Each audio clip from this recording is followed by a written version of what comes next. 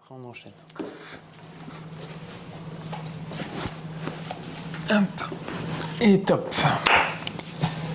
Bonjour à tous, je m'appelle Arya Yazdampana. Et je suis Tristan Venot. Et bienvenue dans la deuxième vidéo de présentation du projet Cirrus.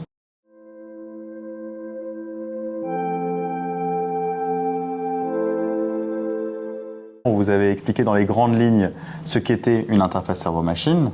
Mais avant de comprendre comment on fait une interface cerveau-machine, je vous propose de parler du signal qui est acquis.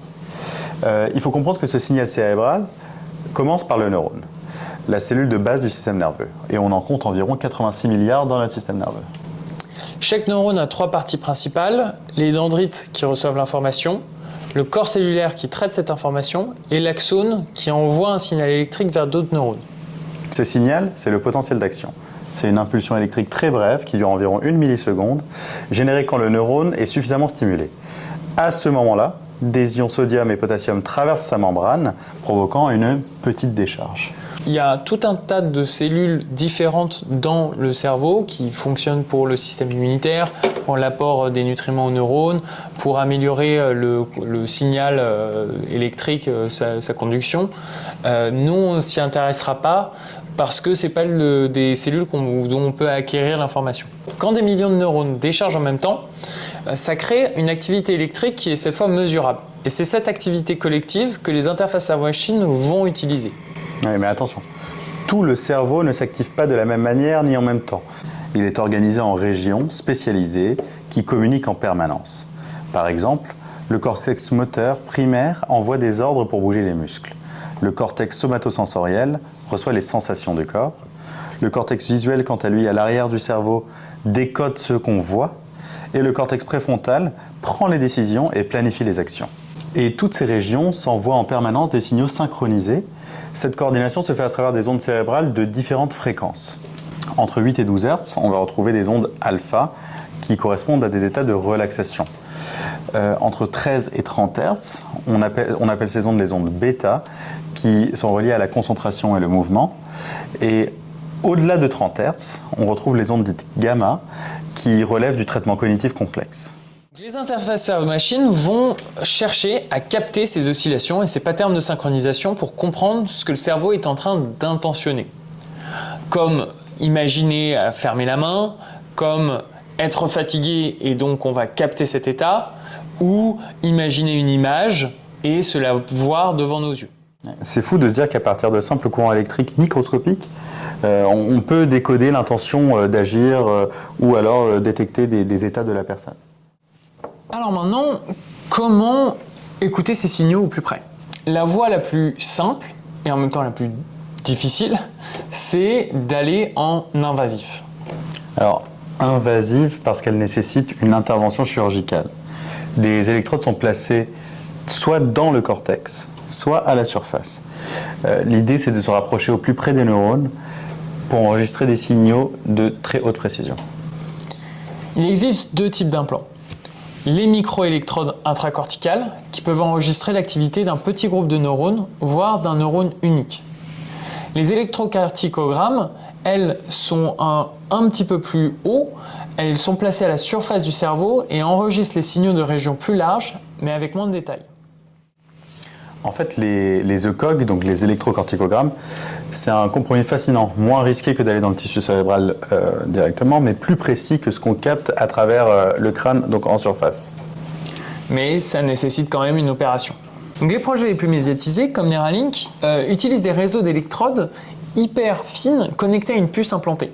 Et celle-ci amplifie et transmet les signaux à une puce externe pour connecter un ordinateur. Oui, et en plus, ces puces-là ont déjà été utilisées pour redonner la capacité de mouvement à certains patients paralysés ou leur permettre de communiquer via un clavier virtuel, par exemple. Et des chercheurs ont carrément réussi à faire bouger un bras robotique uniquement par l'intention de mouvement captée par le cortex moteur, chez une personne qui était paraplégique. Voilà, donc l'intérêt de ces puces est avéré. Mais comme toute technologie, elle présente encore des défis. On a le risque d'infection ou de rejet de l'implant, et donc il y a des défis sur la biocompatibilité de celui-ci. Il y a le vieillissement des électrodes et aussi la stabilité du signal le long du temps. Bon, on a vu jusqu'à présent les implants invasifs, mais originellement ces acquisitions de signaux, elles se faisaient de façon non invasive. Et aujourd'hui, on n'est clairement pas prêt pour se faire ouvrir tous le crâne pour bouger un curseur d'ordinateur. Enfin, personnellement, moi non. Mais donc, ces électrodes dont on vous parle, elles se posent directement sur la tête sans chirurgie. Et le plus connu, c'est l'EEG, l'électroencéphalogramme. Tristan, l'EEG.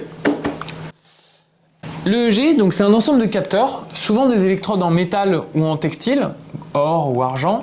Et ce textile va être conducteur et placé à la surface du cuir chevelu selon un schéma assez précis, donc pour toucher différentes aires cérébrales. Ces électrodes mesurent les variations de tension de millions de neurones synchronisés, surtout dans le cortex. On parle de signaux de quelques microvolts seulement. Et historiquement, c'est Hans Berger qui a enregistré le premier EEG humain en 1924. Il l'a fait avec des électrodes en argent, un galvanomètre très précis pour l'époque. Et fun fact, il l'a fait sur son fils qui avait 10 ans à l'époque. Aujourd'hui, on a des casques EEG portables qui se connectent en Bluetooth, qui a un ordinateur ou un smartphone. Certains ont même des électrodes complètement sèches, donc plus besoin du gel conducteur. Donc on a fait beaucoup de pas en avant sur cette technologie. Ouais, et ce qu'on capte, ce n'est pas la pensée elle-même, mais des corrélations entre certains états cérébraux et certaines tâches. Par exemple, quand on imagine bouger sa main droite, la zone motrice correspondant sur le côté gauche du cerveau devient plus active. Et les logiciels d'interface cerveau-machine analysent ces fluctuations en temps réel. Et c'est la clé pour tenter de déduire l'intention, ce qui permet de contrôler un objet virtuel, comme on vous en parlait, un curseur ou même un drone. Oui. Et donc, c'est assez évident de comprendre que l'avantage de ces méthodes, c'est qu'elles sont plus sûres, plus rapides à mettre en œuvre et peu coûteuses. Malheureusement, la contrepartie est que la résolution est plus faible, le crâne et le cuir chevelu atténuent les signaux qui viennent du cerveau. C'est le cas et l'EEG reste assez bruyant. Il capte aussi les clignements d'yeux, les contractions musculaires quand on serre la mâchoire.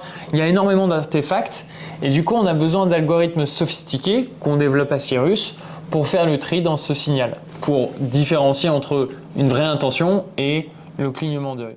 Merci beaucoup de nous avoir écoutés pour cette deuxième vidéo. On espère que vous avez appris 2-3 trucs avec nos informations sur le cerveau. On va revenir vite pour vous parler de la partie commande, donc en fait ce qui vient après, donc interface cerveau-machine.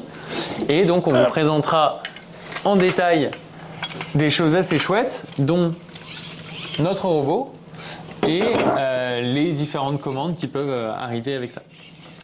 Merci beaucoup.